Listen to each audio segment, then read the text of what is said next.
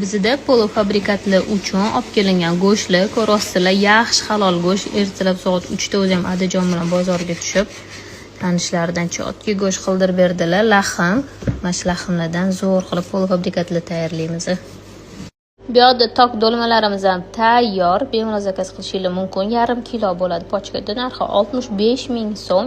24 tadan 26 tagacha bitta pochkaga tushadi. Qaranglar, qanaqa выгодный narsa. Bu narsalar bu tok, karom, bolgarskiy hisoblanadi. Toklarimiz yarim kilo 65 ming so'm, ichida 24 tadan 27 tagacha chiqadi.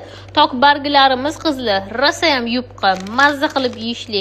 Ichidagi go'shtlarni o'zimiz lahm, halol, shoshli joydan olamiz, o'zimiz qiyma qilib chiqaramiz. Bemalol qo'rqmay zakaz qilsangiz bo'ladi.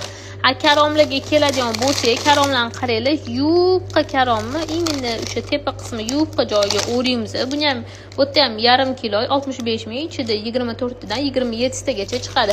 Bolgarskiylarimiz yarim kilo bu yerda ham, buni ham narxi 65 ming. Bemalol